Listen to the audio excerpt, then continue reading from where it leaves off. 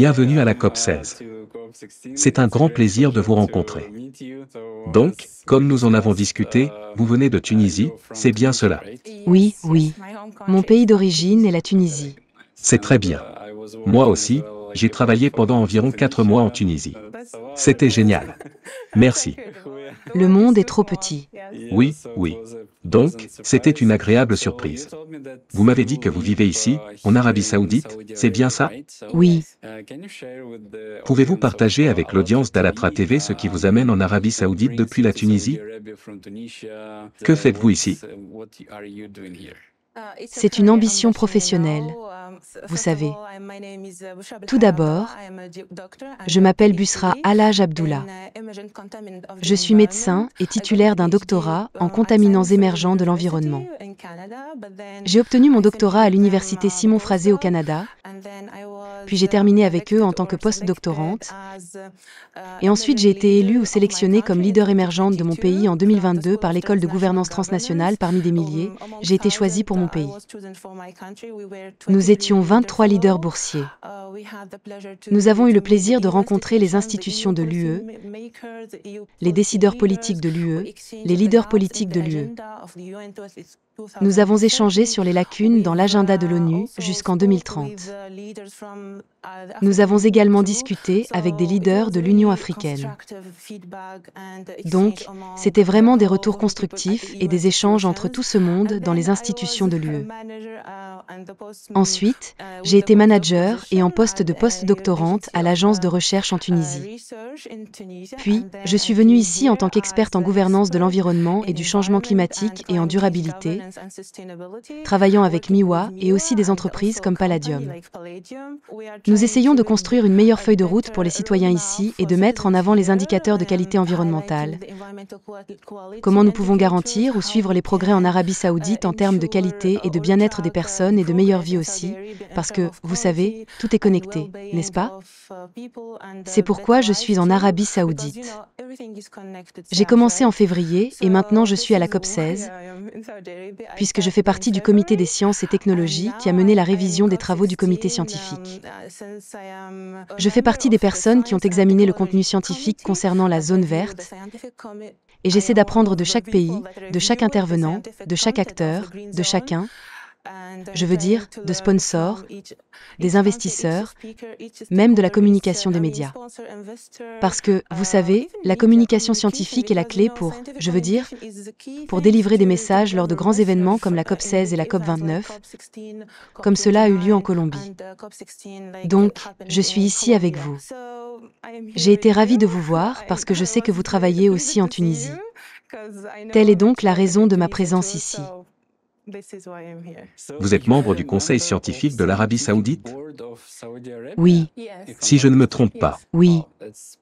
Waouh, c'est plutôt cool.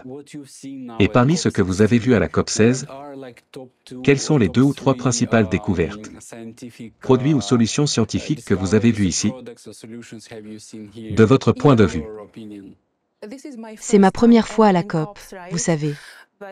Mais c'était une présence agréable parce que, vous savez, l'une des choses est que tout le monde, la science et la technologie dans la 1CC, je veux dire, dans l'aspect du changement climatique, ne peuvent pas être dissociés de la technologie de la biodiversité ou de la biodiversité dans l'eau ou de la science. Vous ne pouvez pas l'extraire de la biodiversité ou du changement climatique ou de la désertification.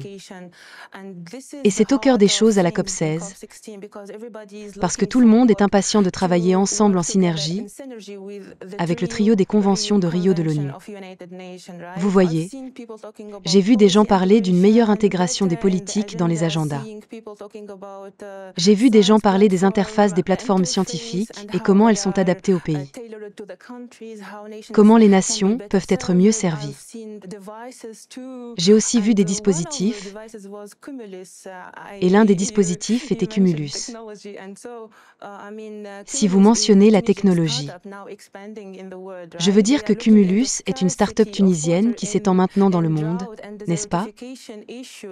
Et il se penche sur la pénurie d'eau dans les situations de sécheresse et sur les problèmes de désertification où nous vivons aujourd'hui. Et c'est au cœur de la COP16.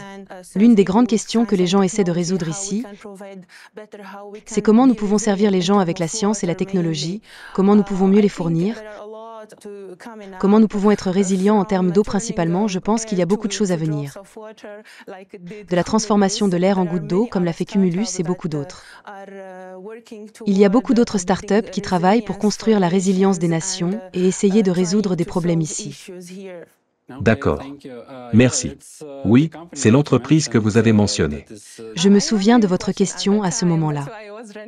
C'est pourquoi je courais vers vous. Vous demandiez s'il y avait des startups qui transforment des éléments atmosphériques et humides en eau. Et cela m'est venu à l'esprit, notre startup qui est en Tunisie. Et je sais très bien que Cumulus a été un grand succès non seulement pour mon pays, mais maintenant en Europe aussi. En Afrique, nous savons que beaucoup de pays n'ont pas accès à l'eau. Je veux dire, la science et la technologie peuvent apporter de bonnes choses aux gens, peuvent fournir une manière de prendre des décisions pour mieux évaluer les besoins des gens et aussi fournir aux nations des outils et des mécanismes de façon à devenir résilients et à mieux vivre dans cette crise du changement climatique, de la pollution et de la perte de biodiversité. Je veux dire que tout est connecté. Merci. Merci, en fait, d'avoir mentionné que la science ne peut pas être séparée ou, comme vous le dites, coupée en groupes, parce que nous vivons dans un monde interconnecté et tout ce qui est le climat, le sol, l'atmosphère, les océans, tout est connecté. Et oui. C'est intéressant comment nous nous sommes rencontrés parce que c'est une chaîne d'événements intéressante à la COP29. Nous, en tant que bénévoles du mouvement international pour le climat Allatra, avons présenté des recherches qui doivent être étudiées plus profondément. Selon ces recherches, nous croyons que l'utilisation des générateurs d'eau atmosphérique peut aider dans les 2 ou 3 prochaines années. C'est ce que tout le monde veut. Ils veulent des résultats tangibles. Oui, de l'action. Ils veulent voir de l'action. Oui, ils veulent des résultats tangibles. D'accord. Donc, selon la recherche que nous avons effectuée par cette start-up, si tous les pays du monde arrêtaient d'extraire de l'eau de la planète, cela réduirait la pression sur notre planète.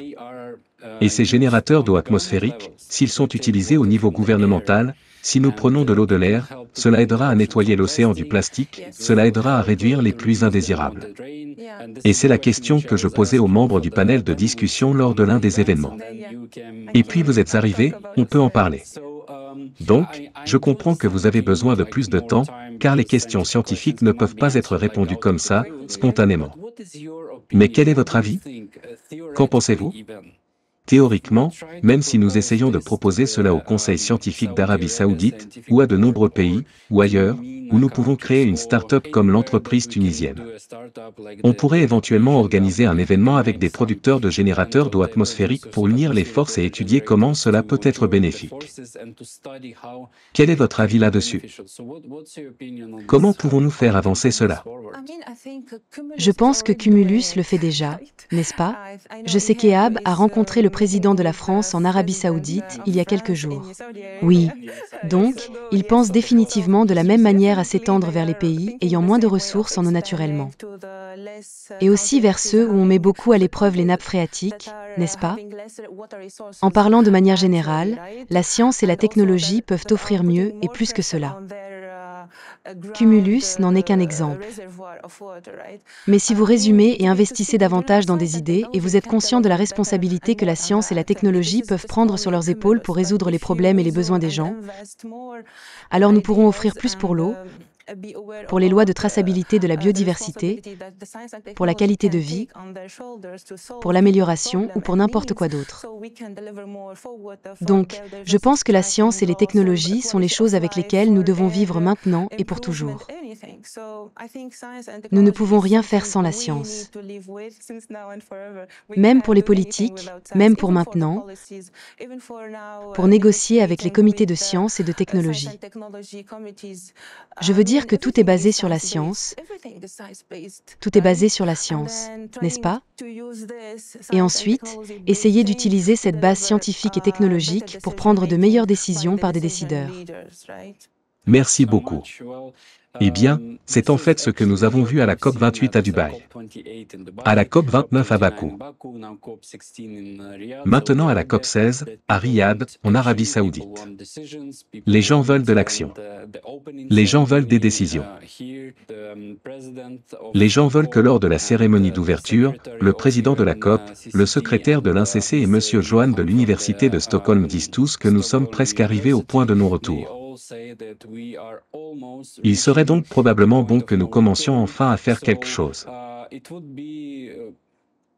Et au lieu d'essayer de tout faire de manière parfaite, d'essayer d'être un bon élève, vous savez, on devrait essayer. Nous ne serons peut-être pas le meilleur élève, mais nous devons essayer.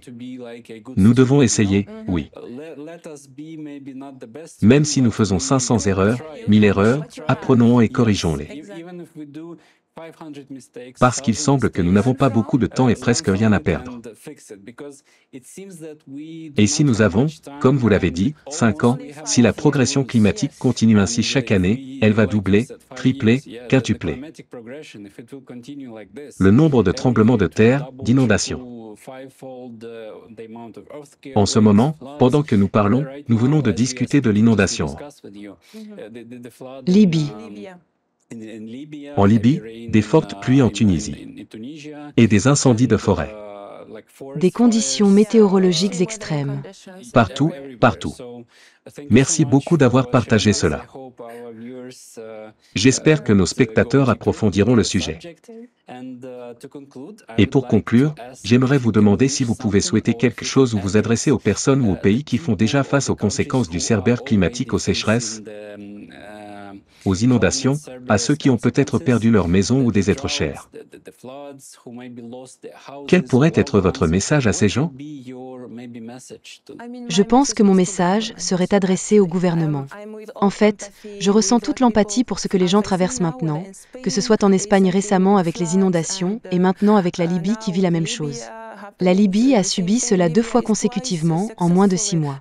C'est trop. Tout est détruit, où il y a d'énormes pertes en termes d'économie et d'infrastructures. Donc, ce que je dis, c'est que si nous pouvions le faire, nous aurions pu éviter cela en établissant un plan d'action de préparation et en étant plus résilients face aux changements climatiques et aux conditions météorologiques extrêmes. Nous devons réduire la vulnérabilité et augmenter notre préparation. Nous devons être conscients de ces données, car elles doivent être accessibles. Et tout le monde devrait en savoir plus. Le petit, l'agriculteur, l'étudiant, tout le monde. Mais ce ne sont pas eux qui prennent les décisions et mettent de l'argent sur la table. Ce ne sont pas eux qui établissent le plan d'action et la feuille de route. Ils peuvent participer à tout cela. Mais la décision vient du gouvernement. Donc, un plan d'action de préparation pour lutter contre ces conditions météorologiques climatiques est quelque chose de crucial. Ainsi, nous pouvons réduire le montant des pertes en termes économiques. Nous pouvons également protéger ce que nous pouvons protéger. Des terres, n'est-ce pas? Et protéger aussi les maisons. Alors, il y a maintenant des gens sans maison, que faisons-nous? Tout est à plat, n'est-ce pas? Donc même pour l'agriculture, les pertes en agriculture sont énormes. Alors, c'est mon tout dernier appel. Et j'espère que cela aidera vraiment à accélérer les choses. Des conditions météorologiques extrêmes. Merci beaucoup, Bouchra. Avec plaisir. Comme vous l'avez entendu, chers spectateurs, c'est un appel final. Nous sommes presque au point de non-retour, alors s'il vous plaît, rejoignez-nous. Prenez le temps d'étudier le sujet du changement climatique. Étudiez l'agenda des Nations Unies pour le changement climatique, pour la lutte contre la désertification. S'il vous plaît, joignez vos efforts pour lutter contre le changement climatique et trouver des solutions.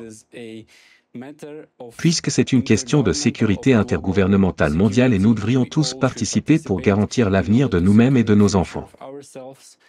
Merci. Thank you.